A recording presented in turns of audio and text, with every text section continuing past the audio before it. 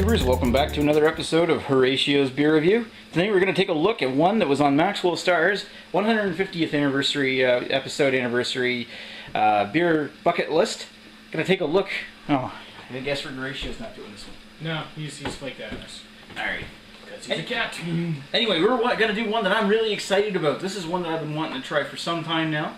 Ever since I think Rhino reviewed it, maybe it was El Harlock, but either way, we're going to take a look at a chick on a bicycle.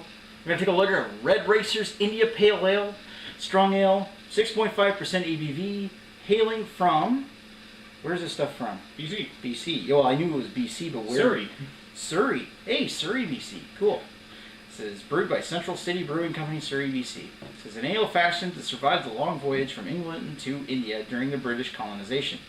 Hops, and more hops, this ale has an intense aroma and long, lingering finish. Drink as an appetizer or on its own, or pair it with a hearty dish. A beer for the connoisseur, this is the brewmaster's choice. Cheers! CentralCityBrewingCo.com. So, regarded by some as the best beer in British Columbia. Best beer in British Columbia? Well, we'll have to wait and see about that. Of course, they don't really have a huge amount of competition, at least as far as I've only had a couple of beers from BC. Like that. I think this would be Tree and I don't know. I think BC Granville Island. After the East Coast provinces, BC's probably the one I've had the oh shit, it's busy.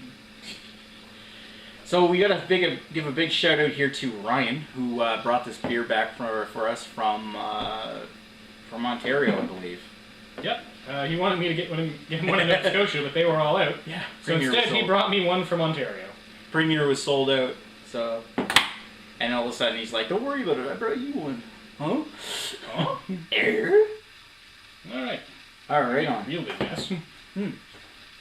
Now it looks like your typical typical pale ale, India Pale Ale, I should say. Slightly hazy. Slightly hazy, almost coppery, just a little bit like a bronzish kind of orange. Yeah. Eggshell white, just an off-white. A little bit like an egg white. Like whipped eggs or something like that. With that bit of foam with a tad bit of yellow to it. Just that little bit of yolk in there. You can't take a yolk. No yolk. No yolking around. Alright, I got a one finger ahead, but obviously you got more. It all depends on how you pour it, and be careful opening it because... I took this out of the cellar yesterday and it was still a little shook up apparently. Oh, shook up. Oh. Alright. Lots of carbonation coming up through that, I gotta say. Let's give us that. Very big on the grapefruit and floral. Yep, this is definitely West Coast. Ooh, that smells nice. And a little bit of sweet malt in there, too. You pick that up? Yep. Yeah, this is definitely not ruby red grapefruit. That's right. That's like nice grapefruit and flowers. That's really nice. Yeah. Definitely one of the best smelling IPAs I've had in a while. Yeah, that's right up there. Oh yeah, that's nice. Oh, and almost like a little tropical too. A little bit of tropical fruit. Picking up a tad bit of mango or something. Perhaps. Peach. Yeah, a little bit of peach. Yeah, there's definitely some other fruit going on in there. Yeah, it's tropical grapefruit and flowers. It's really nice. Yeah. All right. Cheers. Cheers.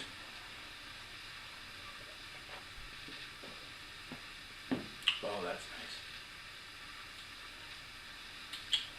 That's pretty bitter. The predominant bitter thing is it's almost like coming off as a bitterness with pine. Yeah, it's a little pinier in the taste than it was in the smell. Definitely sprucey in the flavor. It's floral and a little bit sprucey. And some of those tropical flavors are starting to poke out as you let it sit. But they're blended together quite nicely. The malt in this isn't too sweet. It's almost more like a toasted grain or like a...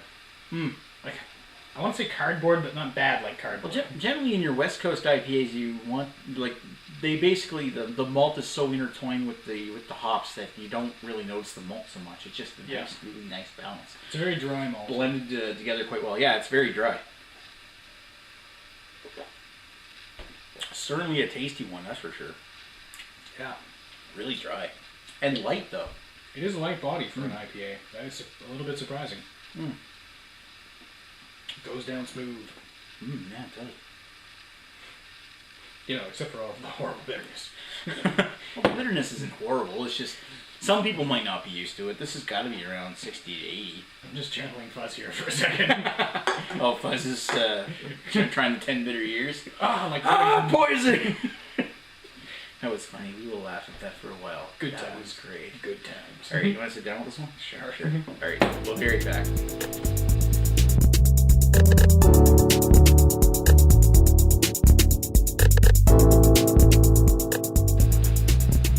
And we're back with Red Racer IPA.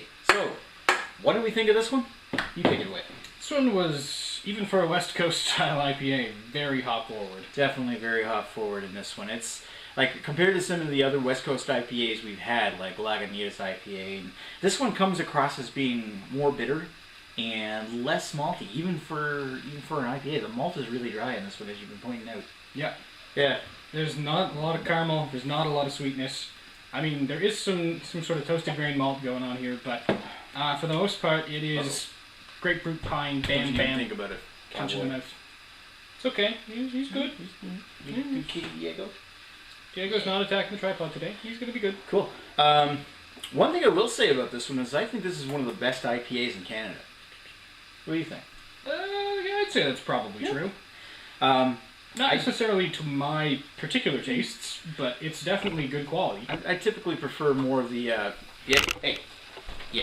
Wow. I definitely prefer more of the East Coast IPAs than this.